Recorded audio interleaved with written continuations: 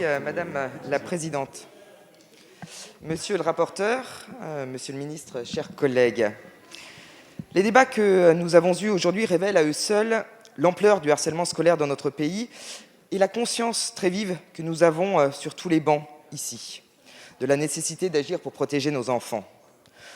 Nombre d'entre nous en ont profité pour partager des témoignages d'enfants, de parents, de familles brisées par des actes répétés visant à humilier, exclure, discriminer.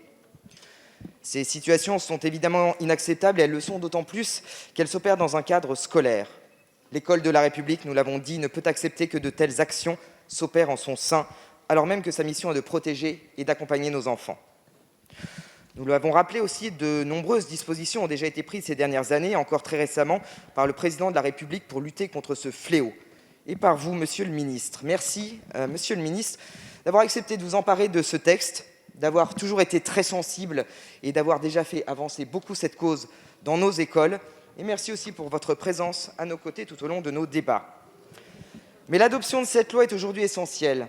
Par son adoption, nous nous opposons fermement au harcèlement, mais nous apportons aussi de nouveaux outils pour permettre de lutter, tout acteur confondu, plus efficacement contre ce phénomène.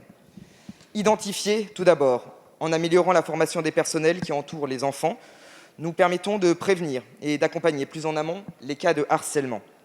Sanctionner aussi lorsque cela est nécessaire. Par la mise en œuvre d'un stage de sensibilisation, nous choisissons de proposer une sanction éducative et par la création d'un délit spécifique. Eh bien oui, nous rappelons la gravité de ces faits. Enfin, alors que nous avons rappelé l'aggravation du harcèlement scolaire par l'usage des réseaux sociaux, il était essentiel d'impliquer plus largement les plateformes et les fournisseurs d'accès dans la lutte contre le harcèlement. Pour l'ensemble de ces raisons, naturellement, notre groupe votera bien évidemment en faveur de la proposition de loi de notre collègue Erwan Balanant. C'est tous ensemble que nous permettrons à nos enfants de devenir des adultes épanouis, confiants et responsables.